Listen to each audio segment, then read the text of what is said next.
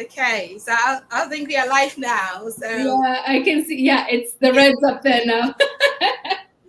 people were asking, should we go live now? We can't see you on live, so we live now. If you're watching us on Facebook, on YouTube, Princess Roy YouTube, we are live now on the Pinky Room Show.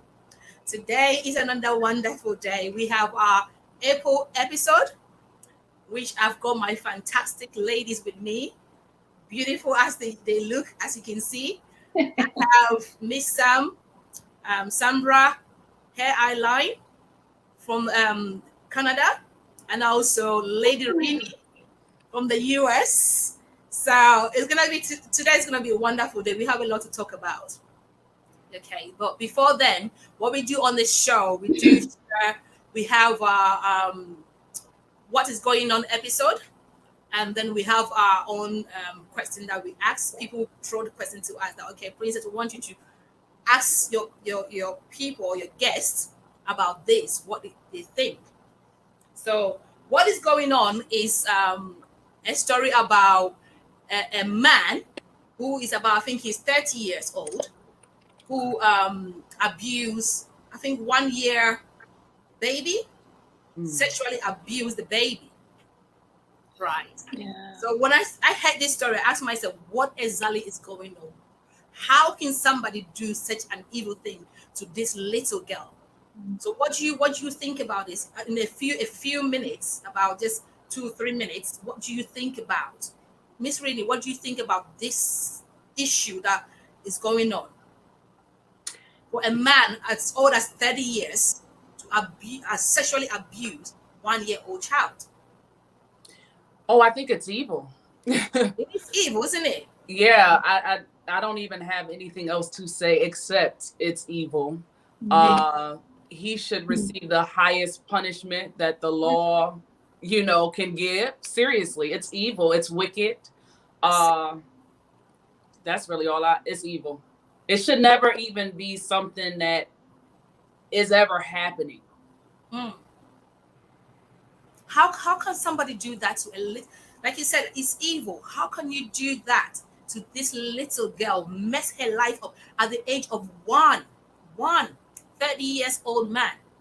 What do you have to say? Because Miss Sandra, you've been on this show before, where abuse, right? And this is very typical one, very sad one. So what do you think about this? What do you think? Yeah, like Lady Renee said, I actually agree. Yeah, it is definitely an evil act, and definitely it's something. As soon as you hear it, it makes you cringe. It makes you fear. But coming from again, studying neuroscience, studying the mind, no one is born wanting to do these things. It makes me start to question. Now, of course, he is accountable for those actions. He needs to be punished for that, because that is the consequence of doing what you do.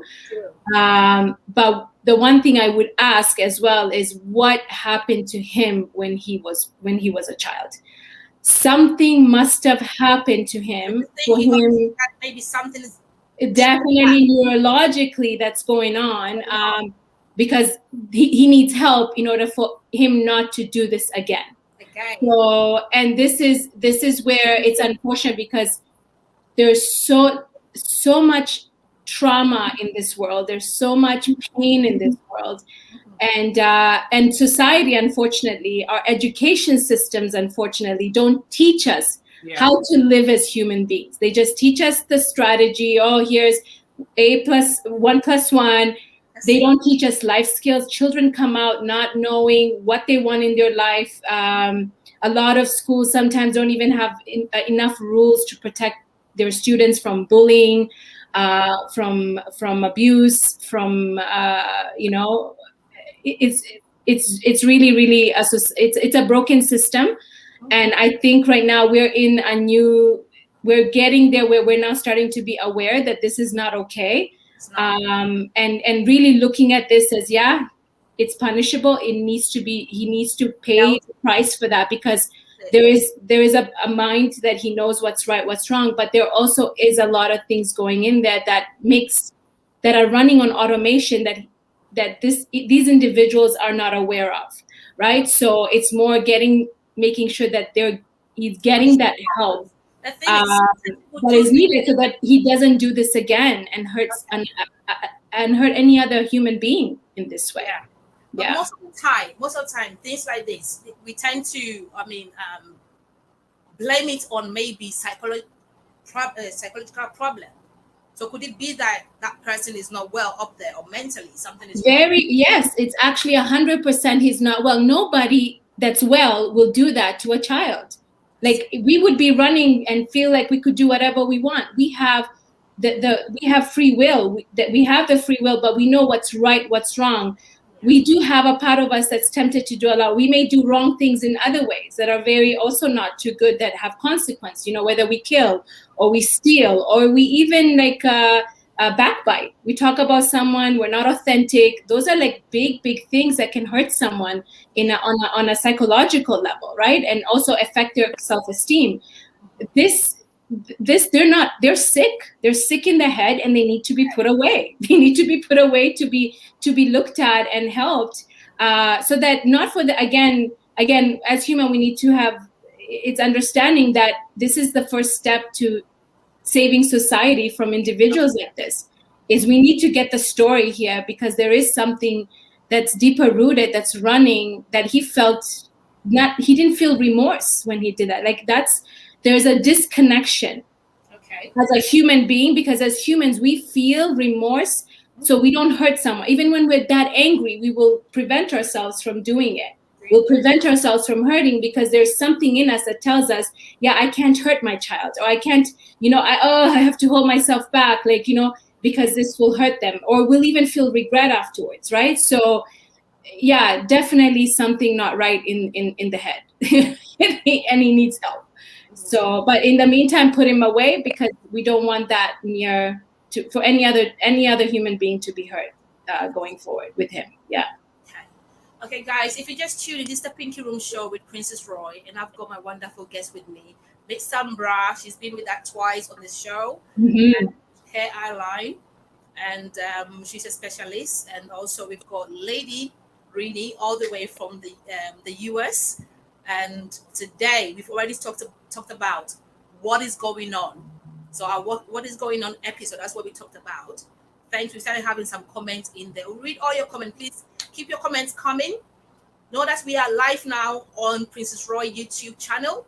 So as you watch, share the link. Please share the link, and also like and subscribe now. Also, we live on Aberdeen TV and also Lively TV on Facebook, both on YouTube and Facebook. So we are spreading everywhere. It's not only on this channel, but we've got 2 different channels that is also streaming on Facebook and YouTube as well. Please keep your comments coming. Keep your questions coming. We're going to answer all your questions today. We are here for you today. Mm-hmm. So we have been talking about divorce. We're talking about ladies, women walking out from their relationships. And sometimes, right, people think that, oh, women are this, women are that. As if we just wake up and then walk without any reason. But everything has a reason. Some people think, oh, women like this, women are too much. They always want this and that and that and that. And some women are evil. Some women do things without not even understanding why they do that. Mm-hmm. But I sit down and I went through my questions, because I normally get questions from my audience, and they throw the question to me. Okay, Princess, let's talk about this. Men will send their questions, ladies will send their questions to me and say, okay, this is what we wanted to talk about. So we pick up the question, and then we come on the show and we elaborate, we discuss about it, and then what we can do also to help people out there. If people need any help, our contact is on the screen. Just contact us. After we finish, these ladies are going to share their contact to you. If you need anything, they are specialists. They deal with all these, things. They will help you. That's what they do. That's the reason why we are here. We have counselors. We have prayer team. We have a women team that will counsel you. So don't hold back. Don't sit down until it becomes worse before you start, looking for help. Mm-hmm. It's very important that you do it. That's why we do this show. We don't do it because we want to come and sit here and look glamorous or look beautiful for you. We are here. Yes, so don't just look at the beauty, but please satisfy that we are here to educate ourselves. I'm here to learn, and I believe our ladies too are here to learn. Yes. So if you have any comments, if you have any idea, you know anything, please share on the comment. You know, share your comments, share your thoughts and everything. So we're discussing, why do some women walk out from their relationships? It could be dating, it could be anything, it could be marriage, it could be anything. Why do they? Because even some women, after having babies, they can even leave their kids and walk out. Why can a woman go to that level and do that? Miss Samra, do you want to start with us? Why do you think? Yeah. So aside from the obvious, which is like physical abuse, emotional abuse, women leave even in seemingly stable, like happy relationships. They would leave if there was affairs. So I actually summed it down to 7 reasons, in my opinion, a woman would leave. So I'll quickly go through them here. So affairs is one of the things that I know, that through my own experience working with individual women, and also through my own, when I was growing up, these were the most common ones that showed up. So affairs is number 1, where someone is unfaithful, either the woman is unfaithful or the spouse, the husband, the partner is unfaithful. That is one reasoning. And we talked, I think, about this in the last one of the last calls that we did, where it's women will be in an affair because they don't know how to get out of a relationship. So they will go and sabotage it because it's easier for the partner to divorce them or to leave them. Or even, like, it's almost justified that she can say, well, I can go then. And it makes sense for me to leave because now I have this other individual that I'm with. Another reason is battle fatigue, like constant disputes, like they're constantly fighting and they're constantly disputing about things, and there's constant fighting in that relationship, and that can be very fatiguing. And the woman has to leave. Yeah, and they decide to leave, and they just say, I've had enough, and I'm out. So that could be complete permanent leaving, or they may be separated. I've had women that I've worked with that they have separated for some time until they figured themselves out. But again, just going from the purpose of originally how it stemmed from, it's the fatigue of constantly not agreeing with each other. Another one is repeated and unresolved arguments. So problems with other family members. So your in-laws, constantly having to fight for that and feeling like no one's listening to you and your partner's not respecting you. Problems with the children if you have a blended family. So let's say you're married and you have children with another person, with the husband maybe has a child with another woman, or you have a child with another, so maybe it's now you're together and you're blended. That could be a big one where children are involved, and that could cause the breakup of that marriage. Another big one I saw when I was growing up is faith. So if you have separate faith, even if it's in with the same faith, you have different schools of thought, that can cause breakups, because now my view in life, because faith is big when it comes to your values, right? So that can the faith aspect. Don't they know about the person's faith before they go in? Right. And I'm getting actually to that point where they made a mistake from the beginning. Like, they had the signs, they already knew that this wasn't the right decision to make. And these people can say, why, if they already knew, why would they go into it? Well, it's because perhaps they were caught by the excitement of in the moment. Like, they were in love, infatuated, and they wanted to just do it.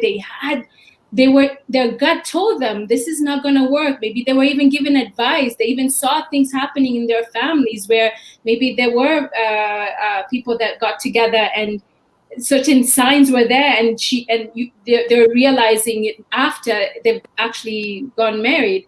Or it could be just basically they didn't want to disappoint anyone because they had already made a commitment. They just didn't know how to get out of it. And okay, I made a commitment, we're in it, you know what, maybe it'll get better, maybe I'll feel different, maybe I'll love them even more, maybe I'll feel passionate, or maybe I just don't want to commit, but I already said yes, now I have to do it, right? And so we're pressured by family and friends, and also the fear of missing out. your fear of that, like if you don't say yes now, what if you don't have another man that comes in your life that you don't feel you deserve anyone else, and this person is it, like I have to say yes now because that's all I deserve, and I might as well catch on to him. Desperate to be in a Yes, relationship. yeah. And that goes to what I had mentioned in my other talks with you about worthiness. Like, so again, we could get really deep with this, but if we're just in the topic of as to why, how this actually, we go deeper in this, it's the question of self-worth. Another one is then as simple as I'm feeling lonely. I'm lonely in this relationship, and I don't enjoy other people's, like we're not enjoying each other anymore, like there's nothing in common anymore.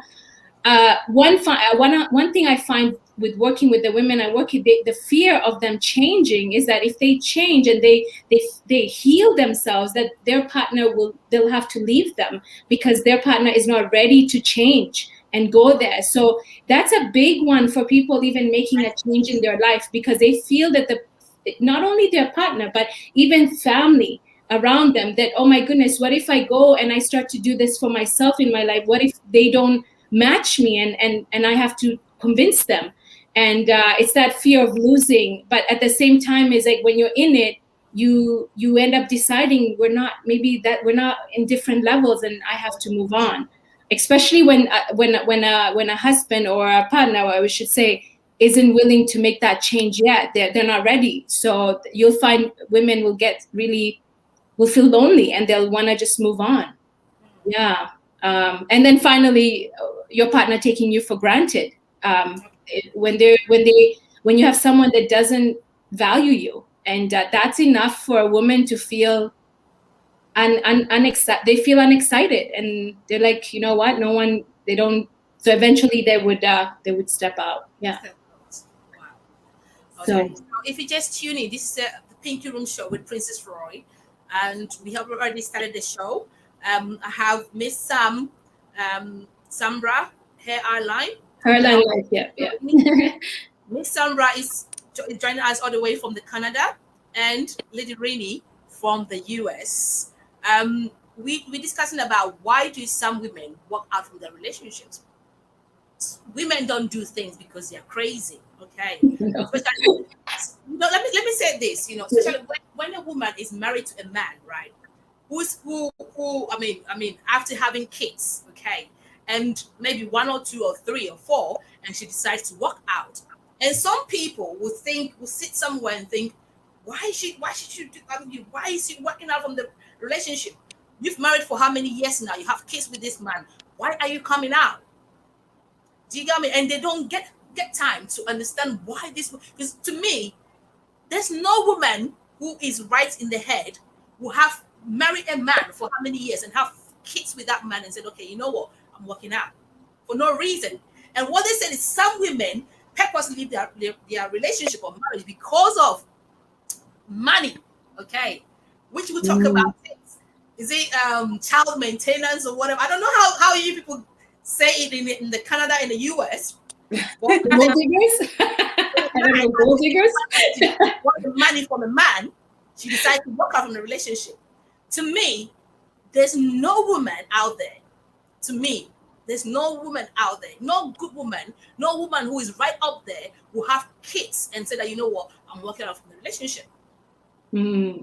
Do you get me? We have a reason why. And I hope the men are watching. I know they are watching me. And you're going to hear why we walk out. Not because we just want to walk out, because of something. And Miss Sandra has said a lot before. If you just tune in, she said a lot before. We'll go through that. We're going to give Lady Rini also chance for her to also share her view about why do some women walk out from their relationships. Miss Sam covered it all. I was sitting here like, I guess I don't have anything else. No, just add, because it will sound very different for any perspectives. Right. But it was one of the things that through my life I saw and I see this pattern now. And just before to add to yours, Princess Roy, when you said women, I think that the statistics are there's less women actually taking action, finally saying enough and walking out than actually. So they settled enough, and I know this through my own history, through my own husband and the dynamic in his own family. It took a lot of the divorces that I've seen through people that I know closely. Usually, it's about 20 plus years after that they've just had to a point that they couldn't take it anymore. And I think it's that life, that sort of like life change, and they like, either I'm going to die like this, or I could try to salvage as much as my life that's left to be happy. So no, yeah, very good point there. Yeah, very good points. And so, Miss Sam, you came from more of a clinical point. I'll come from the more spiritual point, religious point. So I can attest or describe how I saw many women staying my whole life. And because we were very strong in our faith, Christian, where the sanctity of marriage was often held higher than the life of the woman or the life of the man in the marriage, you know? And so women would be in very abusive relationships and told to stay and pray, and God would just make it better. However, I like that point. I like that point. Staying and praying. Yeah. And we'll talk about much of that. So you keep on saying, because we're going to dwell on that much, because many women are suffering from that point. Yeah, because that's the reality. We can talk about why they're leaving, and these are the reasons, but a lot of women don't even get here to the point where they're in the grave. But now women are waking up, and these are the things where only the few percent will follow this, and if they will not settle, and they say enough and they move. But the truth is what you're saying is that we hardly move. And people settle until, they die. So, and some people die early due to settling, and psychology is now proven, or science is now proven, that people become ill often from different types of abuses, whether that's psychological abuse, financial abuse, it doesn't even have to just be physical abuse. And back to like what I was saying in regards to faith, I saw so many women staying in abusive relationships, staying in not just physical, but also emotional, financial abuse, and they were just told to stay and pray, and God would make it better. And the thing that I had to learn is that God gives us all free will. Yeah. And he's not going to twist anybody's will, And so from my own personal experience, I was married to a pastor. We co-pastored a church. I stayed and dealing even with things like spiritual abuse, things like narcissism. I didn't know what narcissism was until a few years ago when I started Googling behaviors. Many women, many men, we're not taught, as you were saying earlier, Miss Sam, we're not taught in school, like, okay, we're taught home and economics, but we're not taught what to look for. What is manipulation? We're not taught what you know what I mean? Like what's okay, what's not okay. Yeah. Even the touch, what's okay to touch in this way, and what's not okay to touch. And this is the thing, is our children, we have a lot of children even being abused in by people we trust. Like it's always the person we trust. And that's unfortunate. And it's not being taught, and our children are going in there with this innocence. And then we wonder why we have so much issues going on in life in this world, coming rooted from our childhood, rooted from, and not only our child, but probably ancestral as well. Exactly. Very actually ancestral. I shouldn't say probably. It's not being proven. Yeah. Yes. Genetics are being. It's not being proven. Yeah. Right. Yes. And so even with things like I was that woman who I believed, okay, if I prayed harder, I would fast. I remember we are on the same page. January of 2019, I went on a 15-day water-only fast. Whoa. And I'm like, because God, I just need answers. I need you to either fix it or tell me what to do. And I had left prior to that. And statistically, I believe it's women leave 7 times in abusive relationships in particular, 7 times before successfully leaving.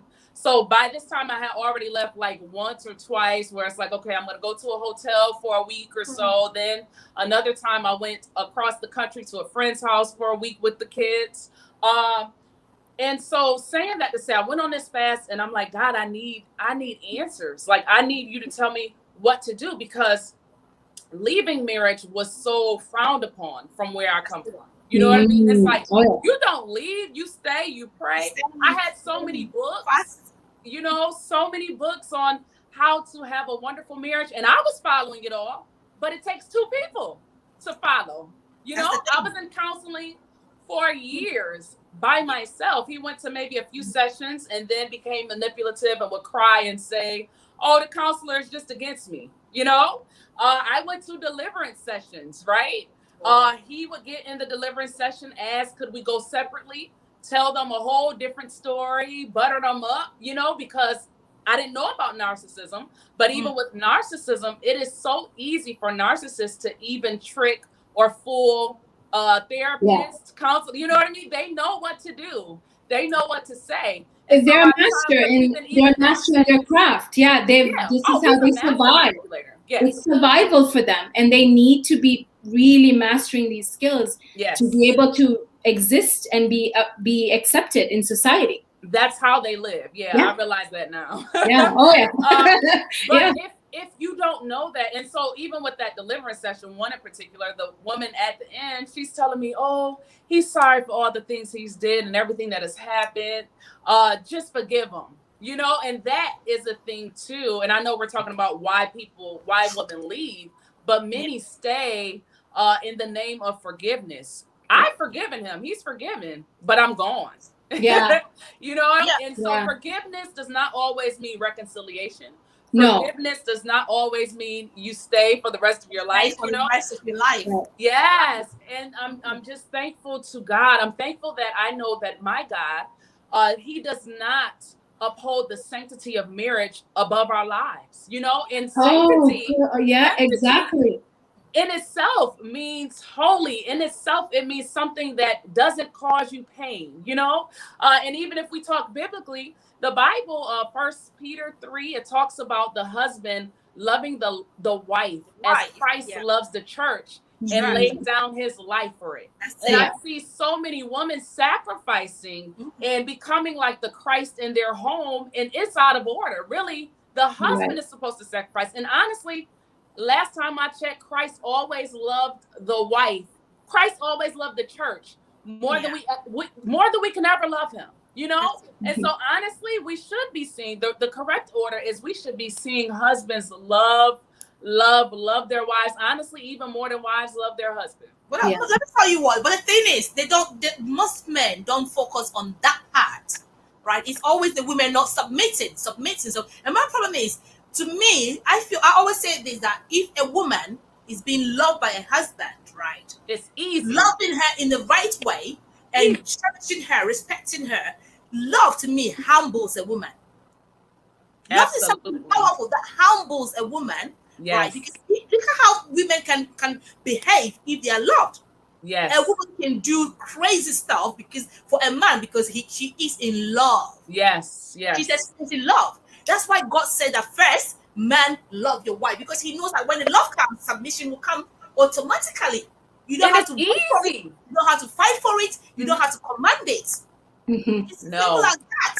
Yes. Yes. And I remember when I got married, the first thing when I was pregnant with my first daughter, the first thing I said to my husband, before even myself, as an example, you need to treat your daughters with the love and respect, because they are the ones that will choose the husbands that will treat them the same way. So it is so key, and the love starts from the moment we are brought up by our fathers. So fathers who are listening in here, make sure you love your daughters. Love your daughters, respect them, honor their voice, because they are going to go out in the world and pick a man that will they'll know their standards. They'll know the type of man they need to choose.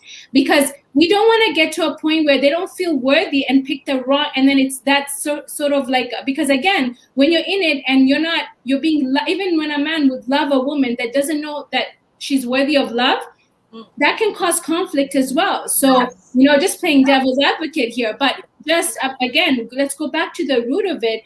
Your daughters, love them, and again, of course, your sons as well, but we're talking right now specifically because we are the caregivers, we are the educators, we are like the ones that that take care of a lot of things. And when we are not good, most of the world isn't good, right? There's chaos out there, and we are actually the majority. Women are more, if I think that's something I read somewhere. But we need to be able, like, it needs to start from the moment that we're brought into this world. And if you have a father that is aware of this, that if I'm bringing a daughter in here, I need to know I'm resembling the type of person she will go out there and attract. So it's not to, again, take responsibility, fathers, take responsibility. I know some women get this impact, right, in their lives, whereby if we don't have the fathers to be there, right? I grew up without a father, right? And I didn't see my father until he's dead, right? And unfortunately, I've lost another father that was so dear to me just last week ago, which so painful because he was there for me for all the time. And the way I love him, I'm still grieving. I didn't know that I would be able to be here today, but I have to put myself together to do the show, But may his soul rest in peace. Yeah. Right? So if we don't have the father there to be there to show that love, right? It's always difficult for you to know how to handle a man. Not that you're a bad person, not that because you don't want to or you don't know how to do it, but it's like you didn't see that thing happen. Like you said, the father, if we do get that love from our father, we tend to know how to appreciate men. Okay, we tend to know how to appreciate men. We tend to understand the love of a man. But if not, it becomes difficult. So if you're a father and you're not showing love to your child, she is definitely going to be rebellious. She will always like to be like what do you call it? This mechanism whereby she's always ready to, especially when a child sees the dad beating the mom. What do you think will happen to her if she grows up? Yeah, she'll associate love with pain. So that's usually the reframe. That's the belief system that, of course, consciously we know that love is beautiful. Love is what, as the Bible has meant, like love is supposed to be peaceful. Love is supposed to be beautiful. We are born from a source of love. We are love. But when we come into the world, when we see it, this is how we see, because the child from 0 to 7 is a walking tape recorder, is a sponge, and it's looking and saying, oh, mom says this, or dad believes this about women, or mom says this about men, or I believe this about society, or my religion tells me that I will never go to heaven if I'm this and that. What's a good girl? What's a bad girl? Like you are taking that and we're taking it, and then boom. And they're even now studying, they're thinking it's not even up to 7 anymore, even up to age 12, 13. There could be some malleability there where you are still absorbing belief systems that are not even yours. And that's where I think it's awareness for not only, like, it's just for women understanding their childhood and knowing that this is coming from somewhere. Like, I am attracting this in my life. There's a reason for that. And it's not my fault. But I need to, now what I know I can't unknow this. I need to make the change. And take the steps you need to. Like you said, don't forgive and say, I need to sacrifice me, or I'll go to, I like, because I come from a Muslim background. So for us, it's more like, you're living here, it's just life, you're going to build your paradise. So just suck it up, be in there, be patient. And when you speak up, you're banned. Like my mother, when she was the first married, like, she had to divorce because of something had happened, and that but no one believed her because they thought she was trying to find a way to get out. And again, who knows, right? But that was what she went through. And Miss Sam, a lot of women face that now. I think a lot of women don't leave, or even when they leave, typically I'm thinking 99% of the time it was for a real reason. You know what I mean? Like, because you have so many reasons to stay because of what you just said right there, where you could tell somebody like, hey, this was a Jekyll and Hyde situation. And because that person in the public was so like sweet and nice and, like, they're like, oh no, she the one lying. She's the one crazy. Yeah. So many people would rather stay to avoid even that. You know, leaving isn't the easy option, honestly. Yeah. No, and that's what I say, like, even talking about this, why do women, when I said it's like, when I heard that topic, I was like, that's good that they left because they must have had a really good reason. And we're not hearing a lot of that where women actually step up and say, enough. Yes. I'm not going to take this because one, it's affect, and again, these talks that we've had before about, you know, the abuse and narcissism and trauma bonds. And when we get to this point where we're saying, you know what, I made a mistake and I need out, that's confirmation that you've discovered that you can't sacrifice your happiness for something, for someone who may, and it's in that you're actually allowing him to get the healing that he needs. Hopefully, right? For him to see, to bring up, it's like you're bringing up the dirt to know where to clean. If you want to know where to clean, you need to see where the dirt is. So I am allowing him to see that you will lose every time you keep up with this behavior. Now, this is assuming there was fault with the man, like if it was an affair or like there was fatigue in there was a lot of, again, abuse in any way. But at the same time, also, like it's just that journey we go on, and we need to not shame ourselves because we made a decision because we just want to be happy. That's enough reason to say, I need this to end. I'm not happy. Yeah. So be fair to him and yourself, and just and especially when children are involved, be fair to that. And I think we're coming in a society now where we need to stop shaming people for speaking up and actually being authentic. Yes. And also to interject here. So many people will stay for their children. Yeah. And, you know, I was almost in that boat. That's the biggest reason. That's the biggest reason for women to abuse relationship. Yes. That's the biggest reason. When the kids are in, coming out is the biggest issue. Yes. And so what I've studied, and there was this book, I believe it's called Life-Saving Divorce. And the statistics actually show that children, when you leave an abusive relationship, children are actually better off. They're better off with one healthy parent than to have two in an abusive situation. And when I had to really look at my own life, I was teaching my children by example that, okay, we're going to church and everything is well here at church and we're the pastors of this church. But when we get home, daddy is going to act like a whole nother child or a whole nother person. And one thing, my daughter, when she was 5 years old, I remember she said, Mommy, she was playing with her toys and she just said, Mommy, you're kind of like Belle. And so I'm like, Belle, how? So I'm thinking she's going to say, because I'm pretty, and I'm going to go, ah. She said, well, because you're pretty. I said, oh, thank you. She said, yeah, and daddy's like the beast. And so I'm like, why'd you say that, baby? She said, well, he gets mad at things a lot of times, but he still loves us. She was 5. And that broke my heart. But I still didn't actually leave until she was 7 years old. You know, it still took time I was trying to strategize and all that stuff, you know, and I had to make that decision though for them, and it's still painful. It's still something you walk through, but I'm very thankful for the strength to make the decision for them and not use them as a reason that I had to stay, you know, like let me stay so they can have this whole family. But it was so broken. It was an illusion. An illusion of happiness. And an illusion in the name of God, which makes it even more. Yeah. How many faiths do that? Even when we kill, even terror, like they use it in the name just to justify.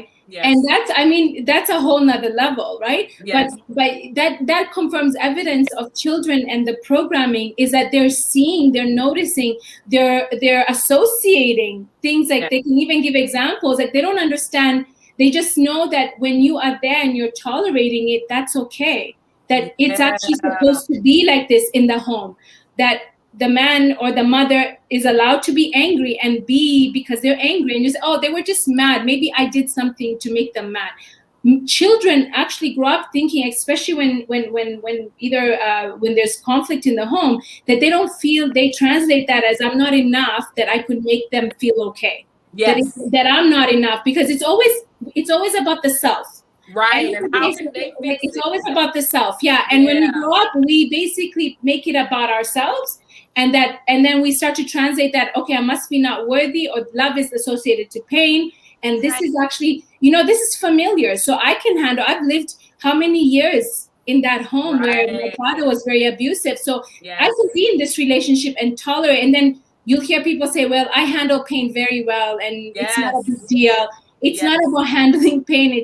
That's not okay. It's not just okay. because you can handle it doesn't mean you should. No, it's not okay. Exactly. And but we were not like, we think we're strong by actually sucking it up and staying. And then the person that actually walks away, they're the weak one. They're the ones that weren't patient. They're the wrong ones. They're judged. Yet if you really think they were the strong ones to actually say no. And I'm changing the ancestral trauma here going forward. Right. Yeah. And that was exactly one of the things that I struggled with so I was married 13 years in 12. I though struggled around year 7 is when I started to realize, like, oh, okay, you're not a broken man who makes mistakes at times. Like, you're evil, honestly. And evil is probably not the best description, but you're a person who walks around purposely manipulating people to get what you want. Like, you know what I mean? You're not a person who, okay, I just made a mistake. No, you're purposefully doing things to get certain, you know what I mean? And I'm not going to go far into it, but it was a lot of trauma and drama. And again, it didn't start until about year 7 where I would see certain things. The first 7 years in my face, it was this wonderful man of God. But then I came to realize that there was a whole nother thing going on just behind my back. That's it. And so I get to year 7 and there's this thing where he actually has this extramarital affair with a gentleman in the church who is much younger. And that was just a whole nother thing for me. And I wanted to leave that moment. The moment I thought that it was true, I wanted to leave because I was that woman, like, and I told him when we first got together, like, I'm not the one, I'm a loyal person. If you ever cheat on me, it's done. Like, hands down, that was me. Like, you ever cheat on me, I'm out, because I don't have to take this. And, not just because of like how I look or anything like that, but just how I feel. Like, I'm loyal to you. You were violated. Your trust was violated, and and it's interesting. It's interesting the way, and this is again something I tell women, like, pay attention to the patterns. Like, you are never going to not be hinted on something's wrong in your life. It will keep repeating, and the experiences will keep getting worse and worse until you wake up and you do something about it. And you could wake up on your deathbed where you can say, shoulda, coulda, woulda. Right. Unfortunately, that's for many. Yeah. Right. The sad thing is that when someone does something to you, and it's like the same thing over and over and over and over again, and you feel like you always forgive the same thing. I've been in a relationship that this person is the same issue, and there's nothing more to talk about. The same thing, same thing over and over and over again. And the family will talk about it, friends will talk about it, we will try to settle things, forgive, and it's the same thing until a point where I said, you know what, I deserve better. I don't think I'm ready for this. No. Right. The same person, you tell him, let's go for counseling, and he's not ready for that. He's not even ready for counseling. So such a person like that, if you spend all your time and your years with him, is he going to change? Right. Is he ready to change? He's not ready to change. Yeah. Yeah. Go ahead, Renee. So as I was saying, like with year 7, because it wasn't proof, like it was like these messages where it looked like this but didn't, and so I kept being told it was just messages and it'll never happen again. But for me, a message of what we could do sexually was enough, and so that is something I recently worked through with myself and in therapy, because I was upset with myself, like, why did I give this man 6 more years? Like, First of all, why did I give him any you time? almost feel shame. Yeah, you feel it's but a mixture of emotion. Yeah. I'll be honest. I didn't feel shame. I felt like if any shame should be felt, it should be on him. Because and I'll be honest. I am and I say this with all humility, and I feel like everybody should feel this way. I am a jewel. I am a treasure. Like if I wasn't me and I was a man, I would marry me and live in bliss. You know what I mean? So I honestly don't feel, and that is behind closed doors when nobody was looking. I was his biggest supporter, biggest fan. You know, so losing me is losing a lot. And so no, I didn't feel shame, but I more so felt angry with myself. Like I used a lot of projection, right? And thinking he was as good as I was. You know what I mean? Like many people think of projection in a negative way of like, oh, okay, well, she's gonna do something bad. No, I would often think like, oh, people have good intentions, they have good hearts, you know. And so then with manipulation again, he spoke to the right person. She talked to me like, oh, well, things like this happen. It was just this, it wasn't that. And so long story short, we fast forward and it's happening again and again. And so when I'm like, oh no, I'm leaving, he said, you're selfish.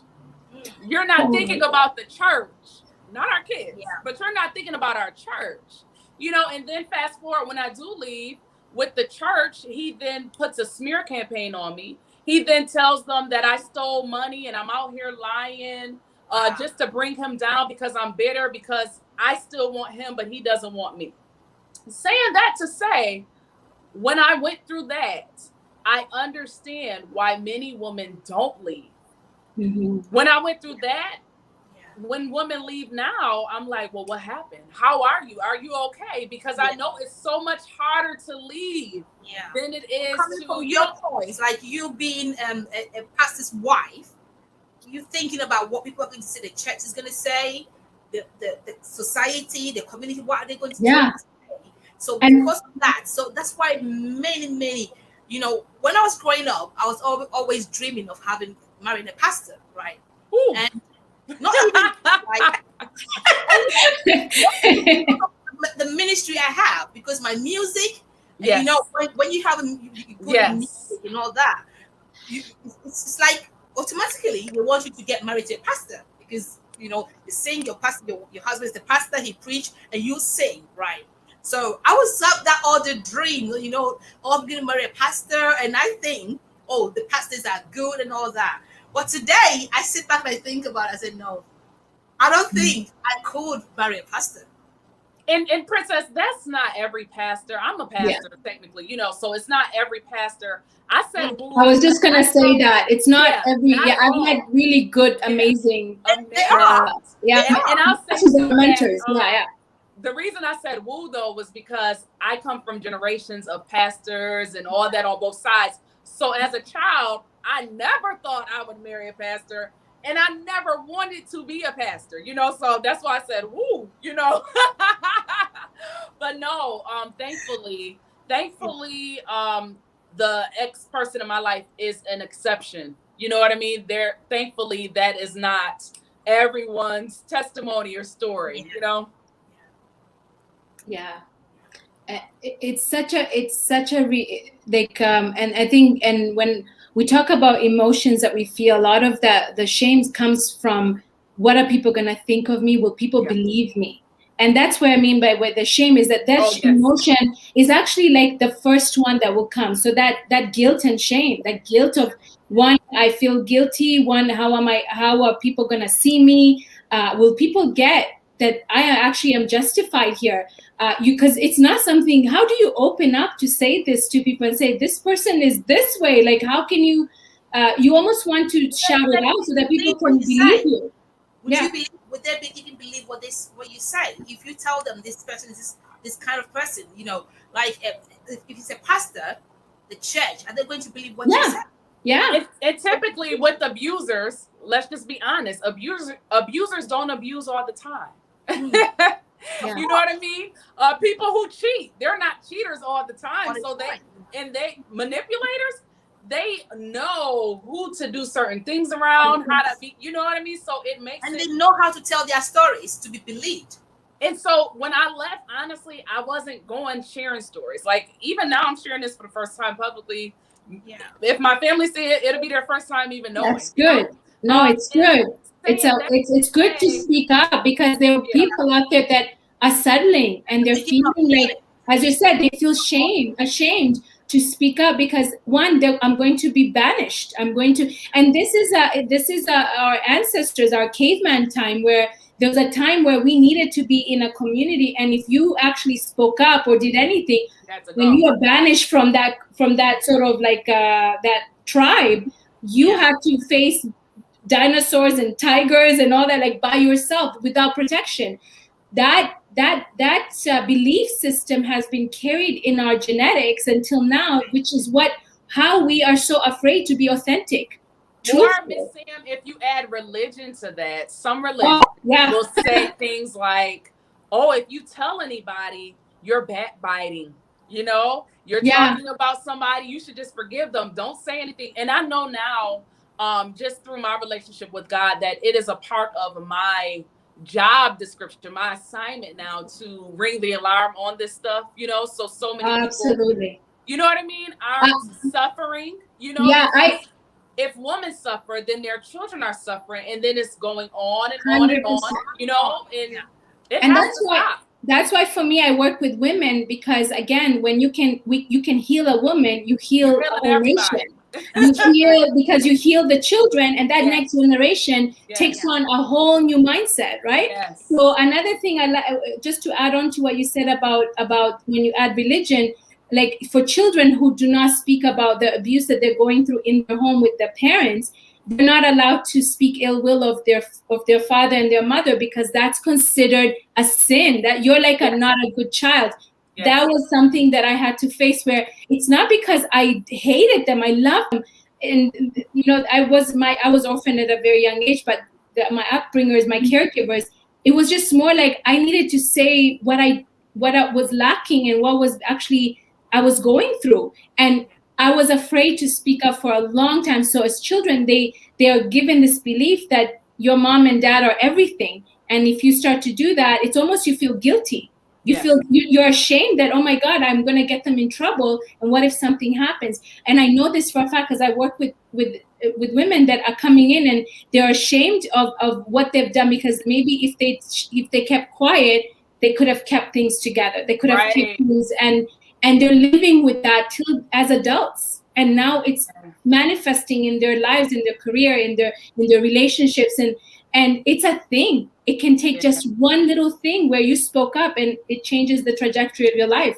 Because the mind translates that however you want to give meaning to it, right? So and Miss Sam, how you were saying with religion, so like with the scripture, honor thy father and thy mother, I mean, and even if we look as an African American here in America with slavery, slave masters often use scriptures and they twisted them to make them whatever they needed to be, and we have that unfortunately in religion as well. Some people, not even one of my childhood pastors, he would say when he was a child, they couldn't play with marbles because the Bible said marble not. And he would laugh at it, as an adult, like, and so I'm saying that to say some scriptures are often twisted, not because everybody is evil, but because people don't understand the meaning they give to what it is. And we are coming from a lens that is, so if you are a pastor that was abused, if you are a pastor that you use spirituality to get you through it, to keep you sane, to keep you like focused, you're going to use your belief system somehow, even if it's a speck of it, enough in there, and it takes one sermon to tell someone this is how you need to be, and they take it. Because you're a leader in that, in that community, and people look up to you. And this is why even with my children, I tell, like, even with your own, within our faith, you gotta pick who you listen to. You have to. If something doesn't feel right, you'll know through your gut instinct something's not right. Teaching our children to be able to really know themselves and understand something, this doesn't sound right, and asking the questions that are needed, not to. And another one is where we stop asking. Don't ask questions like this is how it is, and we just go along with it, and then we wonder why women are having issues with relationships, men are having issues with relationships, is because we're not authentic in any way. We're walking, we've kept our essence in a closet, and we're walking where we've created an identity that is okay. It's basically fits society to accept us. And that's the one that we're walking with, and it's really fake. Yeah. Okay. So, if you just joined us, this is the Pinky Room Show with Princess Roy, and today we're discussing about why do some women walk out from their relationships, or why do some women divorce their spouse? And if you're following us, I've seen some few comments here coming. We have talked about some of the reasons why women walk out, and we have had a life experience. Someone sharing her own life experience about why she walked out and everything. If you're watching, if you're a man, never sit down and think women are just crazy. They just want to, we don't do things because we want to do things. No woman with her right sense of frame of mind will walk out from her marriage after having kids, and no, it doesn't happen that way. There might be a reason. There are some women who genuinely came because of a reason. Yeah, some out there, maybe they came because of your money, maybe they came because of your how handsome you look, and it's no more there. They can go. There's different Wrong motivators. When they got into it. They come because of the money, and if there's no more money, she will go. It happens that way. Some of them, when they came, they see the six pack and all the beauty or whatever it is, and it's no more there. They can walk out. But there are genuinely some women out there who went into that relationship, into that marriage, because of genuinely they love the person and they want to be in there and spend the rest of their life with this person. But something happened along the side, along the way, and she couldn't stay in anymore. The best way for her life, her sanity, her children, she has to walk out. And that's what we're talking about now. So this is the reason why women walk out from their relationship. Miss Sandra has said a lot. Miss Lady Rainey has said a lot about that. So someone sent me a message. She said, Princess, I walk out from my relationship. Like I said, she said, my husband was very rich. He was rich, and I was young, right? And I was married to him, by my family. And yeah, at the beginning, I loved him. I enjoyed the money and all that. But when I grew, became more mature, I don't love him anymore because I didn't want to be with him. I was pushed to him because he's rich. So she walked out from the marriage. Do you think that's the best way for her to make that decision to come out from the relationship or the marriage? I think I think it's good that she honored him and honored herself to say, I have to be honest that this was not what I wanted to begin with. And it's that where I said one of the reasons is they made a mistake from the beginning. Again, pressure from family and friends, a lot of arranged marriages. Now, it doesn't mean arranged marriages, people don't, I know a lot of, my family, a lot of arranged marriages from that, and it developed into really solid, beautiful relationships with their hardship, but it lasts. But I think it's such a, I think when you are honest with yourself, you're giving him, yes, he may be hurt, because it is hard. It's a hard pill to swallow because, again, it's hitting the ego, it's hitting all of that. But it's that appreciation after to understand that, oh my goodness, now you've given him an opportunity to actually find the right woman that will actually respect him, that will love him how he deserves to be loved, and she can actually find that life, she can actually honor herself and get that relationship that she actually wants. And sometimes it takes a while for us to get to know who we are in every relationship. And again, there's not really a good or bad reason of leaving. I think when you feel like you can't be happy, you're not fulfilled, you need to either get the help that you need and see, is it something to do with me? Or if it's actually like I made a mistake because of maybe a motivator, an insecurity that I had from before, now I actually feel worthy. Oh my goodness, but this man keeps reminding me that I'm not worthy and I can't be with that. I have to move on. And that's where it's like you're disconnecting, you're feeling lonely, you're feeling like there's nothing in common, because now you're not in that same belief system than you were when you first started with him. and it needed him to be in your life for you to wake up to certain ways of you thinking about yourself. And then you're just like, whoa, I can't live like this. There has to be something that's. And then as you work on your mind and you work on your belief systems about yourself and the world, certain people will have to go that were actually giving you evidence of the old belief, if that makes sense. Yeah. Please keep your comment coming. Subscribe to our YouTube channel now. Keep your comments, your questions coming. We're going to read all your questions, all your comments. Keep them coming. So, Miss Renee, you were in there for some time, right? You said about 13 years you were there. So, at what point that you feel like, you know what, enough is enough, I'm done? Because it looks like you really endured. You did endure for so long. You could have gone the first year, the second year, the third year, whatever, but you stayed in and you say, you know what, I'm going to keep my marriage going because of my kids. So at what point do you feel like, you know what, enough is enough, I'm done? When I realized that,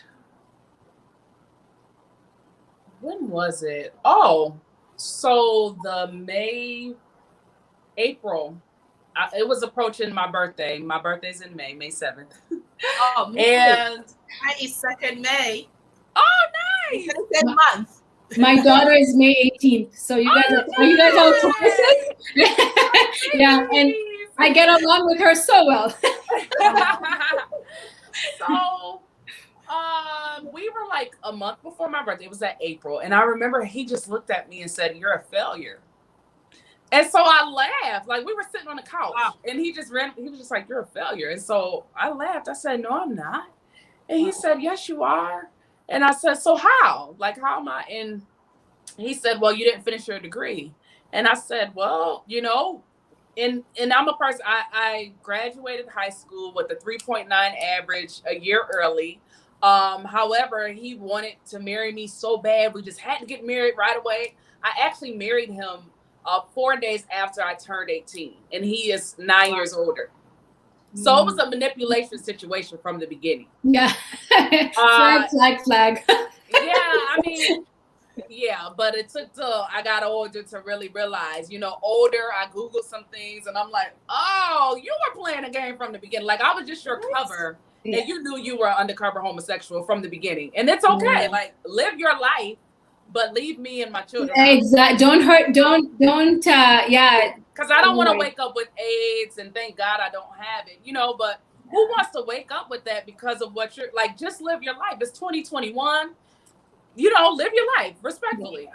And so, saying that to say, I remember that conversation, and I'm like, and he kept going on and saying, well, you didn't do this, you didn't do this.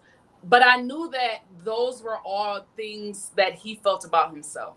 Yeah. I knew that he really, and I just remember looking at him, and then we had some other situations that happened that I am going to share publicly soon. And those things happened the next month. And again, that January prior, I knew I was leaving. It was just my plan to do it at the end of May after my daughter finished school. I didn't want to interrupt her life too much. But my last straws, I really believe, were just the fact I realized, like, this was a man who had a whole undercover life. I found out pedophilia type things involved, and hearing him say in reference to R. Kelly, I believe R. Kelly just likes what he likes in front of people, and they laughed. That happened March 4th of the year that I left. That was like my biggest red flag, honestly. Like, that was when I knew, like, oh no, I have to leave because this is sick. You know what I mean? Yeah. And there's a risk with your children now, right? There's that you're like, right. You're responsible, and I think, it's a wake up call. Yeah. Not to say that he would, but again, you don't want to take those chances anymore. Yeah. And I had to realize that I would rather look my adult children in the face when they become adults and say, these are the reasons I had to leave, right? Than to have them look me in the face as adults and say, this is what was happening to me while we were all in this illusion. Yeah. You know what I mean? Wow. So, and I remember saying, like, my choice sucks right now. Like, I don't want to be here. I don't want to have to. And I think so many other women stay because it almost seems like, oh my God, like, there's no good in this. But because of my faith, I do know that God has a way of making things good. And I'll say 2 years out, I am, after me, you know, making Jesus my Lord and Savior, divorcing was the best decision of my life. And I don't say that as a person, like I don't have anybody else or anything like that. Like, I'm with me. I'm enjoying me. I'm able to raise my children in a way that is healthy and loving and a way that is all God, you know? Yeah. And it has not come without challenges. And this is for any woman who is thinking they need to leave something, especially that is abusive. It is challenging, especially in the beginning. It is. I'm not going to lie and say that it is not. It is extremely challenging. However, it is so worth it. It's so worth it. And before I use all of the scriptures about enduring hardness as a good soldier and all those things as reasons to why I need to stay in this and just keep praying, keep using my faith. And I kept saying, you know, I wanted to not have so much pride and feeling like I shouldn't have to take anything or suffer anything. But God doesn't intend for us to suffer in marriage. He didn't create marriage to make us holy through suffering. The world is out there. The world does enough of that. You know what I mean? Like, it was not created for that. I keep telling people, when it comes to that point, I keep telling people, listen, we don't have to blame people we don't have to blame God for our relationship. I remember I was speaking to someone and he was like, okay, I asked him, do you want to marry this lady? She was like, okay, if it's the will of God. And I was like, okay. If it's the will of God, meaning that you haven't done anything with this lady, right? You say the will of God is you allowing God to direct you to choose the right person. Okay. You don't go and choose a woman. You don't go and choose a man yourself and say, okay, it's the will of God. It doesn't work that way. And then we stay in and blame God. I used to blame God and ask that because I know I'm a good person. I'm not 100% perfect, but then when I go into a relationship, I try to give my all. And I try to endure until when I say, you know what, enough is enough. Like you said, you forgive and forgive and forgive and forgive until you feel like, you know what, it is not going anywhere. It's not even working. It's not even worth it. Yeah. So then I decided, to walk out. And the thing is, we do mistakes going for the wrong person. Right. I remember I was speaking to my pastor one day. He said, you know what? I was sharing my side of story of my relationship. It was like, you know what? Stop talking. Don't even talk because this person wasn't yours. You guys are a different person altogether. Look at you and look at the kind of person you want to be with. It's a different person altogether. You chose this person. It is not God who chose the person for you. And I agree. I was like, it's true. Because I did the mistake. I did the choice. It's not God. So if I decide that now, you know what?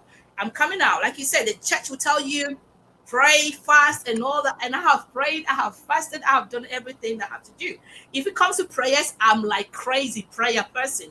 I don't joke with my prayers. And when it comes to faith, I'm a crazy faith person. Right. But when it comes to a point that you feel like, no way, this, even God, let me tell you, sometimes God will be like this, watching you. Just to see you, make you and say, you know what? You go out yourself because you never yourself. It is nothing about God. It's nothing about the prayers. Like you said, the other person, if he's not ready, he's not ready. It takes two to work things out. If the marriage is not working and the other partner is ready, the two of you are ready to fight together, that's when it's going to work. But if the other person is not bothered, then you know what? Forget it.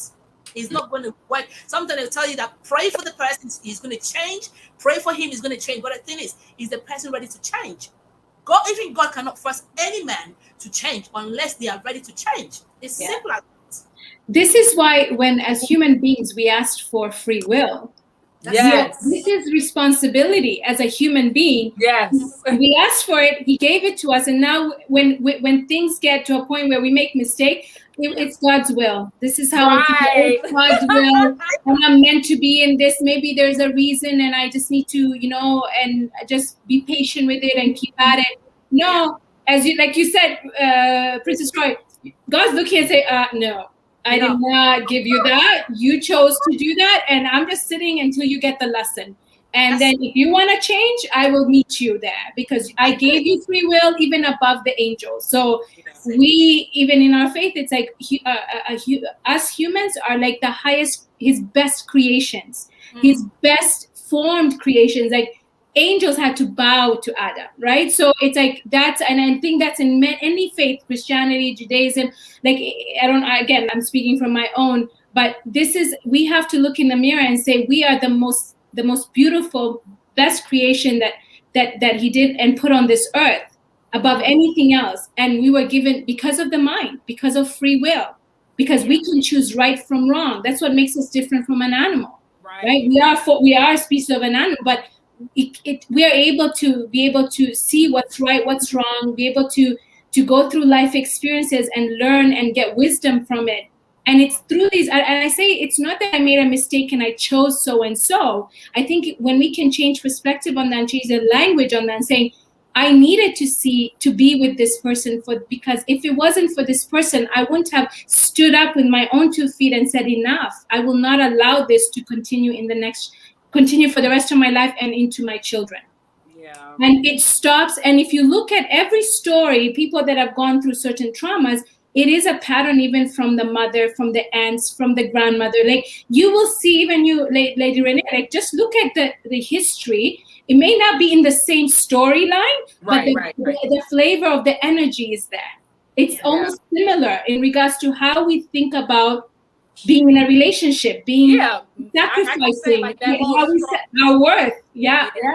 Like that strong woman thing. Like being a strong woman meant you stay and you hold it down and you make everybody happy, and that whole you get beat and you get up. Oh, I'm strong and I and I survived it. Look at how much and so that's a language of survivors. Survivors really live from the survival experiences. So as soon as they survive one thing, they get up on their feet, they speak about their survival, then they get themselves in another experience that allows them to survive again.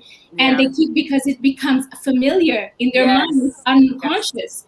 Hence why someone attracts the same partner over and over again that abuses them, right? So, but when we can bring this awareness that this is a pattern, this is a broken program, and how you can heal it, boom. You start to think, you start to choose differently, you start to see the world differently, and you start to see yourself differently. And I realized too, so I was groomed. I met this person. I was 13 years old, 9th grade. He was a part of this after school program, this singing thing that I was in. And he was a preacher. He was 22. I was 13. Wow. And the day he met me, I remember I sung. Very early, isn't it? And I remember I sung, and I remember him saying like, oh my God, you can sing. What's your name? You know, and it started like that. And then I was in his church group choir and, you know, different things like that. And then it developed. At first, it started with just jokes like, do you have a bigger sister? Do you have a whatever? I know now that, you know, now I have a 9-year-old daughter.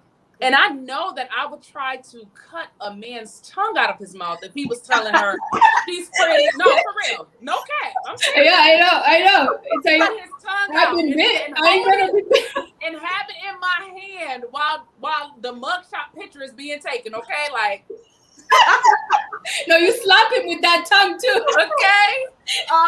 Okay. And I know now it was grooming. I know now, like, and honestly, God was used so much in that. God wants us to be together. This is all God, and you know what I mean? And so for me, I do take responsibility as far as, okay, this was still my decision once I turned 18, right? However, I know that the decision was made based on so much manipulation, based on spiritual abuse, based on everything being unequal, from the fact that starting with the fact that, again, when he met me and started saying things like, oh, maybe one day I want a wife just like you one day. I didn't know that those were planting seeds in my head. Yeah. You know what I mean? Like, I didn't look at him and say, I'm attracted to this man. I didn't. And even when we got to the place of we got married, it was more of, okay, well, your family doesn't agree. My family, they don't really agree. But let's just do this. Like, let's show them. It's me and you against the world. It was like that kind of thing. You know what I mean? And so saying that to say I'm very thankful that, and very thankful to be out. But back Yeah. to, I'm trying to remember why I interjected that part. Oh, you were talking about like different patterns. Yeah. And different things like that. Sometimes the pattern, as you said, isn't straightforward. No. I realize now, though, it was this part of me that somewhat wanted to be a hero because he presented himself as this broken person. And wow, you're so mature and you understand. And all these people are against me, but you understand. And this happened to me when I was 5, and this happened, and that happened, and that happened, and my mom, and this, and that, and that. But you understand. And the little girl in me wanted to be like, oh, I'm a hero. Oh, I got, so even in our marriage, it was like, oh yeah, no, I'm strong. Oh yeah, and there were so many things that on the outside you would think, oh, he's doing this, he's doing that. It was really me. Me figuring out like my life was consumed with how to make his life better, and so but I had to learn what codependency was. I had to learn what it is to be an empath. But then I had to learn boundaries, right? I thought being a good person meant you always said yes, and especially if you love somebody. So this was who I thought the love of my life, right? I obviously don't feel anywhere close to that now. Right. But so you can imagine my first everything. I thought like I was supposed to just give and give and give and give. So I did have to learn like boundaries. I had to learn with free will, as you said, we have so much responsibility. And our first responsibility is to steward ourselves properly. So a loving God would say, hey, abuse yourself in the name of taking care of other people. So and I think that also comes with and this is not really, I don't think this is true what God's trying to portray, but looking at our, like for us, it's prophets, like in what they suffered through. And they say, oh, if they suffered, it means that we're not grateful enough. So we need to, it's almost like that belief that I have to be suffering to be holy. Even I hear a lot in my community, whenever someone gets like cancer or a really debilitating, a chronic disease, they go, it means that God loves me. And I'm just like, oh my God, you're creating disease in your body, and it's like God says, I will shake you until you wake up, because the pattern you're going in you're not serving your purpose on this world. You're not coming from love, how I created you. And so you start to cultivate that within yourself, and he just allows that. And now when you can get it, you can say, oh my goodness, this is, a lot of people either will shift and they'll get the wisdom from it and say, I need to make changes in my life. One, I create boundaries, like what you said. Like it could be like an abusive relation where you walk out of it. It could be an illness. It could be a death of a loved one that shifts things and that's another reason why people leave marriages, is the significant emotional experience. And that's actually scientifically one of the ways you can reprogram your beliefs. You can actually reprogram your identity to actually go into the right direction. But we don't want to go to that significant level, that emotional experience of either death or illness or, something traumatic like that, where boom, it wakes us up and we say, oh my God, I have to make a change. I need to do something about it. We want this awareness out for people to know that, oh my goodness, what is it? Like, as you said, do I have a pattern? Have I seen this in my mom and my aunt and my sisters? And maybe it's not happening to me, but for me, a lot of it happened with my sibling. So a lot of the patterns that what my mother went through, what my grandmother went through, I saw it with my sister. And I was very blessed to be able to be more aware. But I did have very close calls, very close calls. And and this is what led me to work to really study the mind, because everything starts there. It does. That's there. I'm telling you, it starts there, and then it goes right into the body. And then we say, why are things happening to me?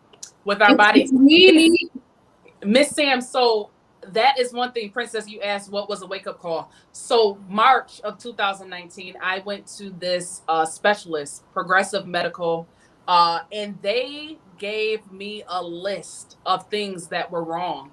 Like, they did extensive testing. I had never done it before, where, extensive testing, and they I mean, they listed things from adrenal fatigue. Fatigue. You're done. I had no cortisol. I had none at all. They also diagnosed me with ADHD. They also diagnosed me with hypothyroidism. And it was like several other things. And all of those things, when you really like go down the list, they all had to do with living under a constant amount of stress. Like I lived in stress. I lived in stress. And I felt like I was dying physically. Like I would wake up so tired. Like I felt like I was dying. The person that I was married to at the time would wake me up telling me he had a dream that I died, naming the people that were at my funeral. You know, so like, yeah, when I say abuse, and it took me years after leaving to realize, like, wait, even when he was doing that, that was abusive. Like he was painting a picture to create fear in my head, you know, so that could happen. I was gonna say, you're living on fight or flight, like I lived all your life, and that's a release of cortisol, a release of what is it, adrenal. So I had no more. Yeah, you were like constant. It was almost like, and this is what they've done studies now, is that the 98, like I'm talking over 90% of cases, people go to doctors. It's usually stress related, and this is where we need to wake up and say, is it worth it? Is it worth it? We have to be honest with us and say, what is it costing me? What is this? What is this costing my life? Yeah, and you didn't see the patterns because you weren't able to. You weren't ready. Okay, I worked in one hospital, right, and one of my patients I was looking after, I think she tried to hang herself in the hospital, and then she didn't die. Obviously, like she wanted to commit suicide in the hospital, right? And unfortunately for her, she didn't die. So what happened is she ended up losing her mind, right? And this lady, I think she comes from a very rich family, and the man who married to this lady just took advantage of this lady, right? Just took advantage of her. When the family died, when the parent died, this man took everything from this woman, and then he started cheating on her with different kinds of women, and it became too much for this lady. She couldn't take it anymore. She wanted to commit suicide. Wow. As young as she was, I think she was about her 40s, 30 to 40s. She's lost her mind. She's lost everything. And could you imagine that the man now is enjoying himself, the luxury, the everything that this woman inherited from the family? He is the one who is enjoying it now. Wow. Do you see how painful it is? Now, that's painful. After losing her life, for the man, look at what you went through, all this that you went through, and all that. Some women, let me tell you something, the God that you serve is the one who have kept you. Trust me. Oh, I know. I know I would, I'm a health professional. I work with people. I work in the hospital. I've seen people come in depressed, so many things going on. You know, so many things going on. So some of us are lucky to go through what we both went through, especially in a relationship, and come out the way we are now. You know, and it's by God's grace that we are strong to survive what we survive. Because some men that you meet in our lives is so evil to the point that you sit down and ask yourself, is this kind of person that I got myself involved with? And this same person, you just give everything that, you know, you gave everything, but it wasn't enough. Someone just sent a message. He said, I walked off my marriage because my husband did not respect me. Respect. He never respected her. That's what she said. She never respected. No respect for her. And there's something that I really talk about, that if you're a man, no matter whoever you are, if you don't respect a woman, I have to be honest, I hate men who don't respect women. Yeah.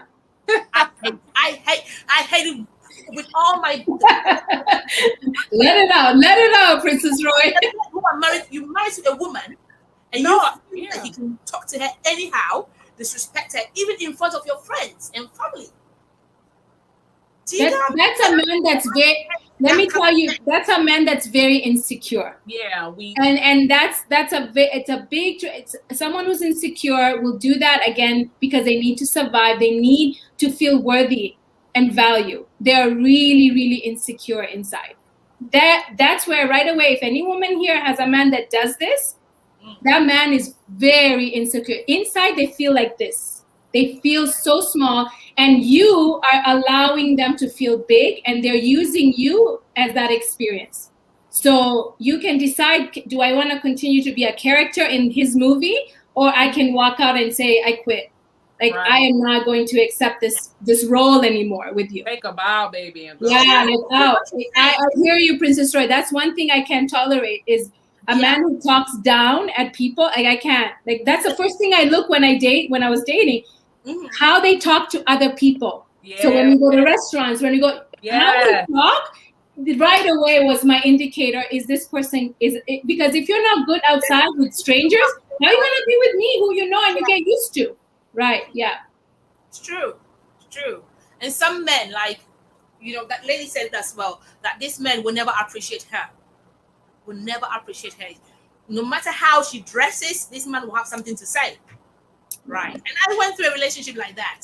I know the thing is, you know, sometimes it's a blessing, right? If you know who you are. Yes. Yes. I was gonna say your worth. When you can know your worth. Someone who was close to me that she lost her self-esteem because of a man. A husband just, you know, talk to her anyhow, the way she looks, you look this, you look that, you look this, you know, just to cripple this woman. And that woman lost everything. She lost her self-esteem, she lost her beauty, she lost everything. And I remember I was in a relationship, the same thing. I would do my hair, and this man would tell me, it doesn't look good, it doesn't look that. And I'm like, you know, hold on. I know myself. I know who I am. I know this suits me. I know it's beautiful. So I'm taking from you. I don't care. If you don't like it, someone's going to like it. Okay. Right? Yeah. And I remember I went, was the day we were going for a party, and then I did my hair as usual. Oh, and I asked him, well, how do your hair looks that? I said, okay, hold on. Don't worry. If you don't like someone, who's going to like it. Yeah. I went to this party, and then when I got there, it's like all eyes on me. And the same person who said that your hair doesn't look good is like, now he's being overprotective. Because he already was worried. He knew that because you will somehow wake up and see your worth and see your beauty. Yeah. And that is not okay for a narcissistic person. That is not okay. Like, oh my gosh, everyone's going to see her. She's going to finally wake up and see that I'm nothing. Yeah, I need to keep making her believe that she is lower, that she can't do anything without me, that I'm the world for her. Like, you know, like that woman wanting to commit suicide, she attached her worth to her wealth, everything external than who she was. Right. And I think, you know, you're given opportunities to practice in life where, look, she lost everything. Now she had to really show up and say, am I going to see myself as a whole and know that everything I have is inside of me, and actually now see that no matter what I have, it's never going to be enough if I don't feel enough inside. Yeah. If I don't appreciate what I already have within me, just the lungs that I can breathe, the heart that I can breathe, you know, all of these things, right? So I know it's very cliche, like we talk like this, but I think that when you get to that level, it doesn't happen immediately, but it's an awareness to wake up and say, okay, I have nothing now. I need to get the help that I need because I don't feel like I even belong on this life anymore. Like, what value do I have here now? Right? So, and it's just looking at that circumstance as the wisdom that comes from that is that if I kept up like that, it would have come to a point where it would have hurt me or someone else. Yeah. And it's better I now know that actually my wealth, no matter how much I have, I won't quench my thirst if I don't know how to even respect it. Yeah. Right? So I think for me, my biggest thing when I work with women is really seeing the circumstances the experiences they went through in a way they can see wisdom from it. Because once you change the perspective of an experience, you change the whole everything that's attached to that's traumatic. Yeah. You really change, because it's like I'm seeing it in a whole different lens. And it starts to heal you, right? So, and that takes time. That takes a lot of time, but yeah. Okay, so girls, I think our time is nearly, you know, anytime I have my guests on this show, is like the way discussion goes, like we don't want to end it. It's like Yeah. it becomes more interesting, and like we will go on and on and on and on and on about the time. So we're just gonna if you just join us, I see people joining now, but if you just join us, you can still watch this. It's gonna be on my YouTube, Princess Roy YouTube channel, and subscribe to the YouTube channel, and also share to other people. These are the things that we need to hear. Women, if you watch it, we need to hear this. There's sometimes you don't have to stay in there and die, right? Sometimes you have every reason to work out if you have to. And like I said, the men, if you're also watching, you have to know that it's not like we're not crazy. Women are not crazy that we just wake up and just want to go. No, the way you treat us, that's what will make us either choose to stay or leave. Especially with a woman who is married to you and had kids with you, will never wake up one day and say, you know what, enough, I'm going. Depends on what you're doing. So if you're watching and there's something, or maybe your wife is deciding to leave you, your wife is, she's making an attempt, you need to start sit up now and find out what is going on. What am I doing right? How can I make this work? Listen to her. Let her tell you. Yeah, listen. Listen. There's so many men who doesn't want to listen, and it's really, really, I don't know. I get angry about that. The person wants to communicate, and it was like, I'm not ready to listen. Communication. I don't know why some men don't like communication. It's very, very, very bad. That's another topic, Princess Roy. Like, why don't they want to sit and talk? I don't know, but it's to me, I find it if I can't communicate with you, honestly, it is enough, right? And now, every relationship I'm going to go in, these are the things I'm going to watch. The man who communicates is very important to me, because we need to communicate. If some people will just assume, right, and it's okay, or maybe she's this, or so is that, or maybe she's not feeling this, or this. No, you need to find out what's going on. If really you want a relationship with someone, you need to communicate. Communication, listen. It's very important. You have to listen. Just when you come home, just say, how are you doing? How was your day? And not to say that we as women, we depend on that. Like, we shouldn't be dependent on that, but it's a way, it's almost like, once you there's erotic when you're not married, and then there's the erotic where, what's for dinner? What would you like me to make you for dinner? Like, to me, that's erotic language. Like, you whisper that to me, and I'm like, or like if someone whispered, like, hey, dinner's ready. Oh my God, like it like gets me going, right? So I think understanding your woman and understanding that partner that you made that bond with, just getting to know each other, because in that they'll get to know you and also be able to evolve themselves. Because for me, I was that wife where I wanted him to touch my hand when we walked outside. I wanted him to always kind of, if I'm sad and I'm feeling up, because I went through my own trauma, and a lot of it he had to experience with me. I wanted him to always be that person who always made it okay. That if he didn't ask me, or if he like, maybe he was at work and I'll be like, oh, you didn't care, and you did, like, I was very dependent on that. So the more we started to communicate that, and the more I worked on myself and really went inwards, I started to respect his boundaries, knowing that he's not responsible to make me happy. I am happy already, and me and him are in a partnership.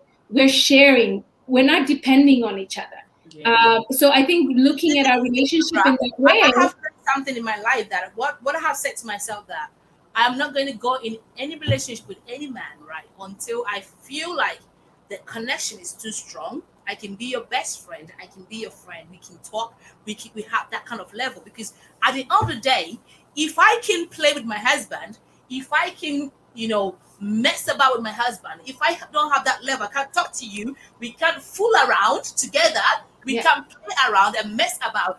Who do you want me to go and do that with? That's my question. We play with each other. Like, we play. This is the thing, is that I think we get bored, and women, and one of them, because one reason is like, it is what it is, right? Yes. we get bored and we feel like we're not valued, like we're taken for granted, and eventually we're human beings the same way a man is a human being. Yeah. This is where now some women will leave and make do it right, where they'll say, you know what, this is not working out, I need to find what it is I need, and they'll move on, they'll do it, you know, like where they feel they can honor him and themselves. But it's sometimes not always the case, you know. Sometimes someone will come in their life that will actually show them that what it is, that, you know, that illusion of, oh, you're like beautiful and you're this, and that person's serving themselves too, right? But it's like divine it's like, not, I don't like to say divine because it isn't, we created ourselves. We're in it where we find the answers that we want to hear. So we're going to find someone that gives us the confirmation that, yeah, your husband sucks and he doesn't care about you, but look, I think you're gorgeous and I think you're beautiful and I think you're this and that. And then you start to really say, yeah, I really need that, you know, and he doesn't get it. But that's because you're looking for that evidence to confirm, yes, he is not thinking of you that way. Because that's really what it men is. also have the way to say that. Men also have reasons to say, okay, I cheated. When every man cheats, he has a reason for cheating. Okay, so she doesn't make me happy. Okay, so she doesn't give me sex. Okay, so she doesn't do this for me. She doesn't, you know, the same way women have a reason for doing whatever they do. Okay, so if a woman is not happy, if a man can cheat because the wife doesn't make him happy, or maybe she doesn't cook, she doesn't do anything, or whatever it is, it's the same way. If the woman is not getting attention from you, she can't communicate to you, and maybe you got married, but then you spend more time with your friends and families and whatever, and the most painful thing is to be in a relationship and feel neglected. Yeah. That's the most painful thing. I have been there before. Like, you be in a relationship with a man, and it's like every time he's gone with his friends, stay out, chill, drink, how many hours, and he will leave you at home. And if you feel like you don't go anywhere, you're at home. What, you know what I mean? It's so painful to be. So what's the point me being with you? What's the point me loving you? It is not going to happen. It's something I've learned in my life. If I can go out with you, if I can play with you, that's why we have to be careful. Like you said, knowing the person, understanding the person is very important. Yeah. Because we do so many mistakes. Like I said, we go in, and then the beginning, because of that, you know, romantic and stuff and all that, and I said last time on last month's episode that when we meet with people, or we meet with a guy or a woman or whatever it is, or first in the relationship, we don't get time to get to know them. What we do is we cover the relationship with sex, and it's like we allow the emotions to start first before we even getting to know the person. Oxytocin, yeah, that release of, it's such a beautiful, and almost like we hope we can spend years trying to get that back. Oh, maybe we'll go back to how that was. Maybe we'll go back and then by the time you look at it, it's 10 years down the road. Yeah, damage done. Your body's already broke. Got illnesses running inside of you because of all the stress, and all because, again, I'm hoping maybe he'll change. Maybe he'll change. Maybe he'll change. Maybe because, and again, it's that trauma bond we were talking about. It's that oxytocin. It's like even that little bit. If you're used to that, your subconscious will see that as that's your safety net. And you know what? Just stay in there because this is familiar. Will continue because that oxytocin hit will come in, because it's like that sort of the makeup sex is the best sex. You know, they say when you get into people will even get into arguments so that they can make up, because it's that feeling, the oxytocin hormone that comes out, and there's a scientific reason for that. So we almost even rush ourselves. You'll notice fights start to become back to back now because you want that oxytocin dose coming in, right? Because that makeup time, and that's even with a narcissist, you'll have those moments, the little moments. This is why people, and you look out and you see with people that have men or women that are that type of you, and you're just like, how do they live with this person? And it is the hormone that comes in, and it's enough to keep you to survive that environment. Yeah. There's a science behind all this. Like, it's a lot of us are in it. It's not really. If we can just say, oh my goodness, this is actually automation, a faulty program that we have that's unconscious. 97% of our mind is not even in our awareness. We're running on automation, on beliefs that are from 0 to 7 that we're still running today. And like there's evidence of that. I'm not talking from like spiritual, we're talking like this is scientifically proven. They've studied the mind in this way. So when we can be aware of that and say, oh my goodness, a lot of this isn't my fault, but I'm responsible. Now that I know, I need to make the changes, because this will run, and it'll keep running, and it will keep repeating in my life until I actually do something about it. So we are responsible, whether you are the abuser or whether you're the one being abused. If you're listening to this, like, be aware of this and say, okay, maybe I need to get help. Maybe I need to get help and start to change my life, because we're talking about changing generations. It starts with us right now. It's really starting one. And for me, my mission is one woman at a time. Like, you gotta step into you have to step into your power. You gotta step in, and to believing yourself is a normal thing. Like, believing in your worth is a normal thing. Yeah. I want to live in a world that's like that. I want my daughters to live in a world that they can speak up and no one can tell them shut up, or your voice doesn't count, So all these experiences we went through, that's the wisdom, because now we can make that change. Because I wouldn't have known this if I didn't go through that trauma. Yeah. I would have known this to help my women that I work with, and very well, I might add, if I didn't go through it myself, because that experience I'm leveraging from that. Yeah. And not in a way of money, but in a way of changing the world. Wow, it's true. And that's how we want to see our experiences. Our stories are really given to us for a reason, to do something with it. Yeah. So make it count. Yeah. So whatever trauma you went through. Really commend you that, like Miss Sandra said, we go through this just to have an experience. Sometimes maybe God allow you to go through that, right? It wasn't God's will for you to go through what we go through. It wasn't God's will for me to go through what I've been through.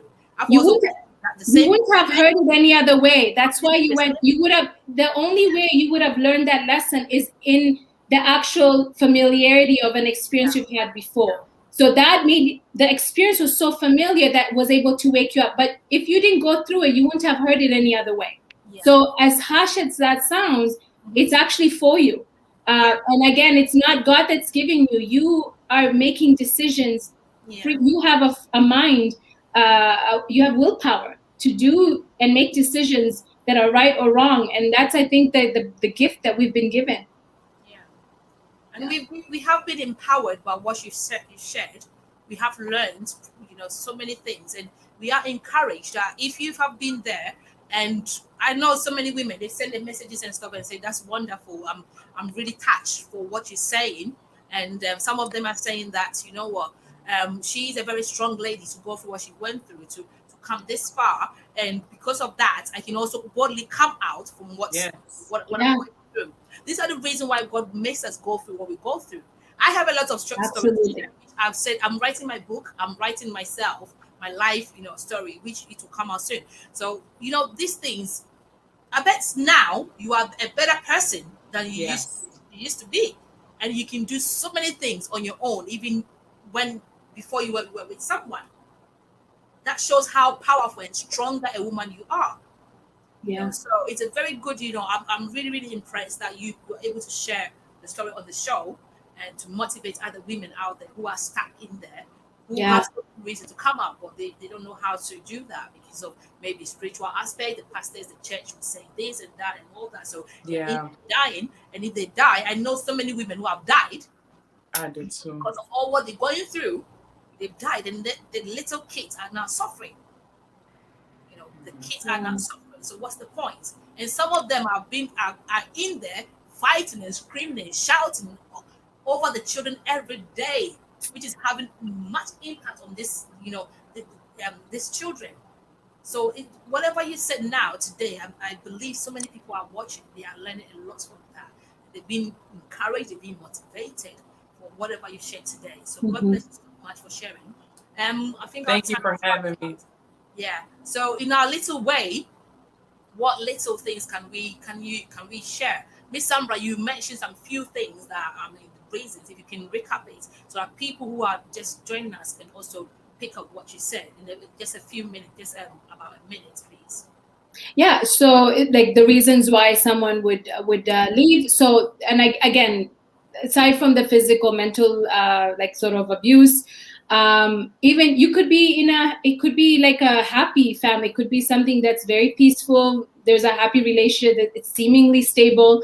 Affairs are number one. Affairs could be a very big one for why women would walk out and say, they can be in a relationship where they can't trust anymore.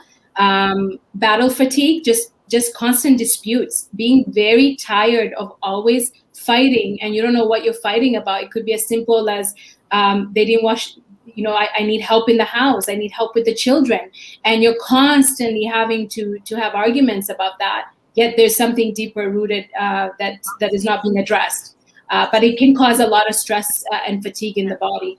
Repeated and unresolved arguments. So problems. So when specifically is problems with families, so it could be in-laws. It could be the in-laws in any form. So mother, father, sister, brother, whatever the case is. Problems with children. So I see a lot of this where if there's a blended family where either the husband is coming in with children from another relationship, or the mother, vice versa. This can cause a lot of friction in the relationship because there's that it's territorial, right? So it's very much like where do we mix, and where do you kind of set the boundary where this is my child, and again, I've seen all these in my own experiences through my own life, but as well as the women I work with. In some capacity. Another one is under repeated unresolved arguments, it would be faith disputes. So sort of religious, different faiths getting into marriages, and this I saw a lot in my life. I saw a lot of. I come from a Catholic and Islamic background, so my mother was Muslim, my father, and it was that, not that they conflicted. Like again, I was orphaned when I was 6, so. But I recall stories of how there was a lot of issues, that he was very strong in his faith and she was very strong in his faith. So the result would have been that, because my sister went through that and she ended up getting a divorce because of faith disputes. And a significant emotional experience. I don't think I mentioned this earlier, but this is a loss. So a loss of a loved one. So it could be your own child. Either you lost a baby or you lost your child, and that can cause friction within the relationship, where you're not feeling like that you're being allowed space to be moaning, or to have someone that you're supported, and that's again how we want to see it, right? So because that partner may be going through the same thing, and they don't have it in them to support you, because they're moaning as well, right? So then you start to fall apart.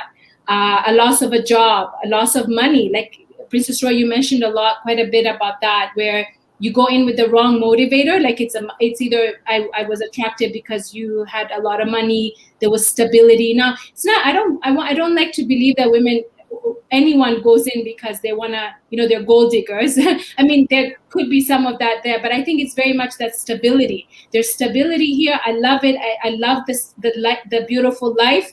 And that's how I live, right? So that's how I want to live. And if you don't have it anymore, it's almost like it's attached to my attraction to you. Then what else am I attracted to, right? So that's a big one. An illness. Some people have left each other because one person ended up getting ill. And illness can be also a mental illness where they can't deal with it anymore, and they walk out. And another one is their partners take them for granted. We talked a lot about this in this call, in this show.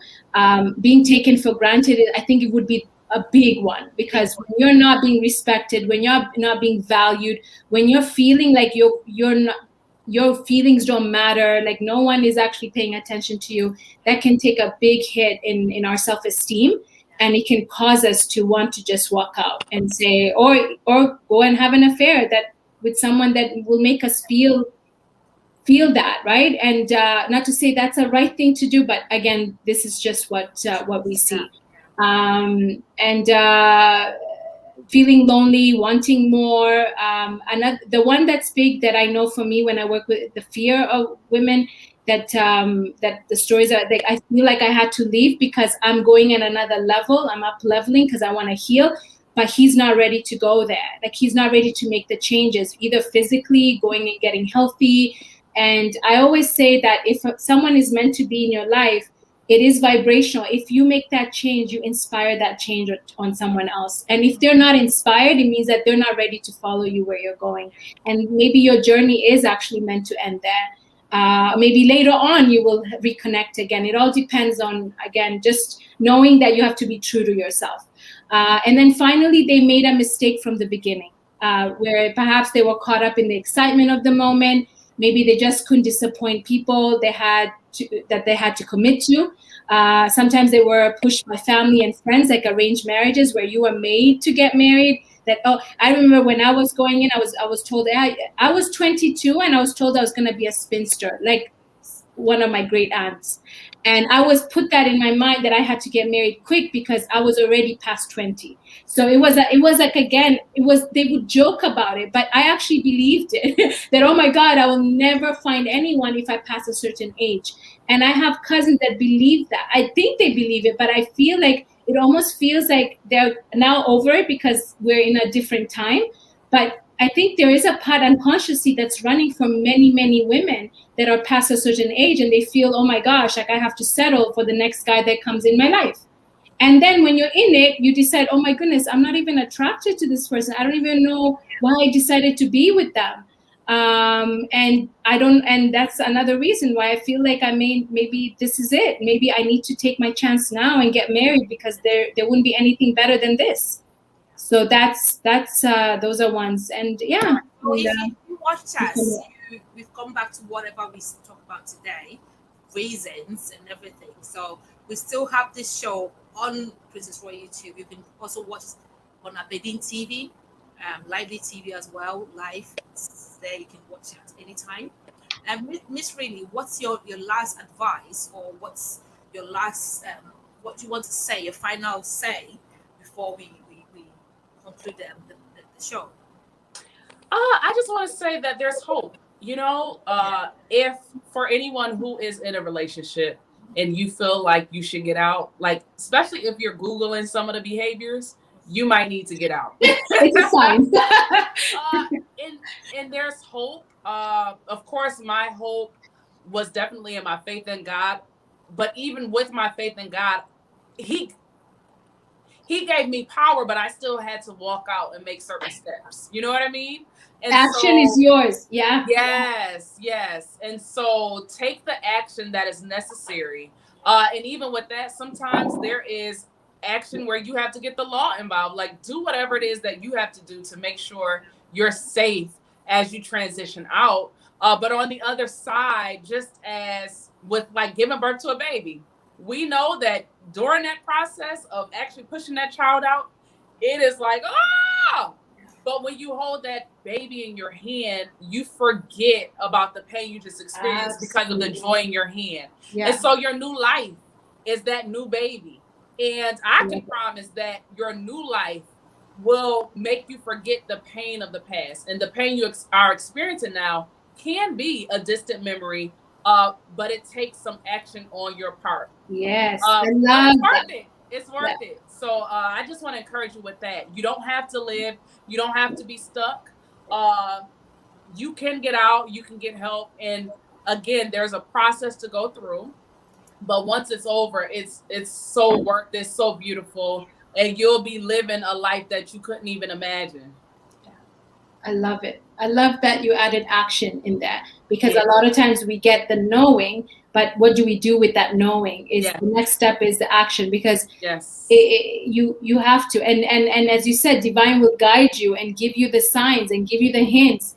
But it's like when I bring a horse to the water, the horse has to decide to drink it. It cannot, no one can make it drink it, right? And that's where that sort of like power that we have within is that we decide what we want to do with that information.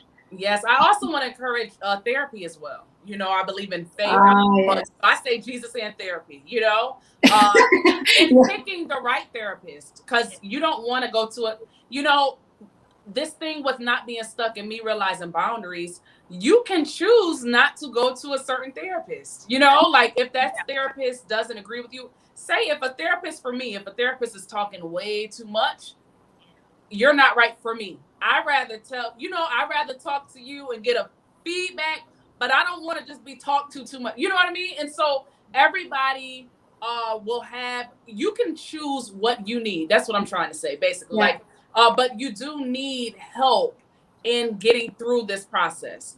Professional help in getting through this process, but choose that professional help wisely, because for every situation is different. You know, for me specifically, I had to find a therapist who knew what narcissistic abuse is, because it's so different from anything else in the world. And I'm not saying that because I want it to be. I wish it wasn't, but it is. And so I needed someone who was well versed in that, who could then know, like, hey, this is what you're dealing with. This is what you're dealing with. And now we can come up with some steps to help you walk through it. But then even with the steps, you have to decide, okay, are these steps that I actually want to take? And then you take them. So I just want to encourage, you know, especially women coming out of abusive situations, it's easy to let others decide things for you. But now it's time to take control over your own life, you know? Absolutely. Absolutely. I love that. Yeah. Last thing I'll say is that my advice to men, because today we're talking to the men, that you need to listen. Very important. Listen to your women. Listen to them. Show them that respect. If you respect your woman, you are respecting yourself. Because at the end of the day, she is you and you are her. You can't marry a woman and disrespect her and feel like it's okay. If you don't respect your woman, you don't respect yourself. It's simple. And also show love. Stop depending on submitting. You do your part. Because the Bible, if you are reading from the Bible talking about submissive, then think about the love part of it. You know. Yeah, don't leave one and take the other one. Yeah. Pointing fingers and telling people that you are not submitted. Maybe that's something not right. If you love the woman, as God says, love the woman. If you're doing that thing, and the woman is still not submitting, that woman is a witch. Just leave her. That's all I would say. If you love a woman, I'm gonna repeat it again. If you love a woman, you show her care, you respect her, you do whatever you want to do, but she's still not submitting. She's not normal. Just leave her and go. But if you're not doing that, if you're not loving the woman, if you're not respecting her, if you're not caring for her as she is supposed to be, then don't expect submissive from her. It's simple. You can't hurt somebody. You can't disrespect a woman, hurt her, cause her pain, and expect her to submit to you. It's going to be difficult for her to do that. And every king, if you want a king, leads by example. Leadership by example. So if you lead by example, if you behave as a king, she will treat you like a king. It's simple like that. You cannot treat somebody bad in a bad way. Like a manager, I always say that some managers don't know even how to you know, care for their own staffs. And I always say something that respect is earned. You will earn the respect. You don't have to command it. You don't have to slap a woman to tell her that respect me. If you do what is right, obviously the respect will come. Even our children, what we do, when they look at what we do, that's what they will give us that respect. If you don't show your child the respect, she will also not respect you. How much more a woman that you married to? So if you're watching today, we have told you the reasons why we women we walk out from our relationship. We're not crazy. We just wake up one day and say we're gone. No. Before a woman will get out or walk out from her relationship, she has endured for many years. And I'm talking about the good women. Not the woman who just won't come for a reason, but the woman who came to stay, who came to marry you, came the relationship because she loves you. She will never walk out because of walking out sick or she's not mental here. It's because she has endured. In our last talk show, right? The man said it, and I really, really respected what he said. He said, before a woman will walk out from her relationship, it means that she has already left you long time ago. She has had enough. That's how it is. So don't ever think women just, she nags, she do this. Are you listening to her? Are you listening to her? Are you respecting her? Are you not taking her for granted? What are you doing? Are you communicating? Are you being the leader you're supposed to be? That's the question. Nobody wake up one day and do something without a reason. There is a reason for every woman, any person, even men, everyone, a child has a reason for doing that. But what's the reason? That's what we have to look at and then deal with it. If you want your marriage, if you want your woman, you work at it. Be a good example to your wife and your children. That is all that I can say for now. If you're still watching us, this is Princess Roy. We're coming to the end of the show. We spend a lot of time, I think about almost 2 hours now. Every time we come on the show, it's like the time we can't even go, but we have to go. Time is up now, so you can still watch it live on it's still on Princess Roy YouTube, and also Lively TV and Aberdeen TV, Facebook. We are live there as well. You can also go back and watch it. Subscribe, hit the subscribe buttons, hit now. More subscribers help us to grow this show because we are here to motivate, to impact, to encourage, to educate. That's what the show is about. And also we use this show to support women out there, women on the streets. Every month we go on the streets, we choose a woman with children who is struggling, and we bless them, financially support them, help them to establish business for themselves. That's what we do every month. That's what we do. So if you want to also support, our contact is on the line. You can go to the Pinky Room Show at hotmail.com, also 07459 459 and you can also support us to help orphans, widows, women who are struggling on the streets. We can all help. We can all do something to bless someone's life. So quickly, just tell us where we can find you on your social media handles and what you do, so that anyone who wants to get in touch with you can also be able to reach you. So, Miss Reading, do you want to tell us what your social media handles where Yes. we can find you? Sure. Mine is simple. It's Lady Renee. Yeah. So ITS Lady Renee. You can find me there. For me, it's Instagram is the best place. I'm always hanging out there. So Her Aligned Life. So, and I believe that's my handle here, title here on this video. So yeah, Her Aligned Life, and you can DM me there. Okay. I have some comments here. I have TJ. That's love. I have other comments. I can't read. I don't know which one is this. Okay. Right. Okay. So we have Sandra said that truth. Well done. We have Rose Danso. She said hi to you all. I love the discussion. We have Princess Hetty who said that I think hi. She said there's no sound. Okay, sorry, we really apologize for that. I know maybe we went back to normal. Also, we had Chas who said that is powerful. The choice we have from God makes us who we are. Okay, and also I have some few comments here who says that says Princess, that's a fantastic show. We really enjoyed it. Keep it up. Also, someone said that yes, if you love a woman, she will definitely submit to you. So you love your woman, and definitely she will love you. Mm-hmm. Also, someone says that yes, if the home is suffering, it can affect the children. So it's better you walk out than to live in, and then the children will suffer, because every abuse can have impact on the children. Someone also said that I like the show. I am really enjoying it. Thank you so much. Also, someone said that great points that you guys are sharing. That's very great. That's very educative. Someone also said that I love the show. Thank you for doing this show. I'm blessed today. Also, someone said, Miss Sandra, that's a good one you said there. I don't know which one you said, but she said good one you said that. Like your courage to share your what you've been through, and I'm really encouraged and motivated. Amen. Okay, so thank you guys. Thank you so much. Thank you. Anytime. Thank you everyone for taking time to join us today on Princess Roy YouTube, and also the Pinky Room Show. Thank you so much. Next month we're here every last Saturday of the month. We come on your way with the Pinky Room Show.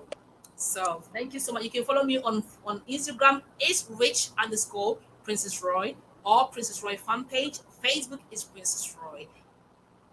Everywhere, I think Twitter is Princess Roy. Also, TikTok, Princess Roy. You can follow us everywhere on our social medias. Thank you so much, ladies, for coming. It's been Thank a you. wonderful time having with you guys. I'm so blessed, and thank you so much once again. So blessed Lovely being here.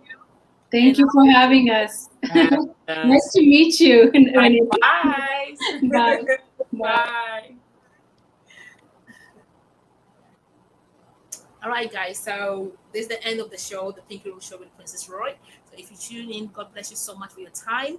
We really appreciate it. Please go subscribe to Princess Roy YouTube channel. Also, we do have the show live on Lively TV and Aberdeen TV. Thanks to my sponsors, Jackie's Fresh Yogurt, Ghana.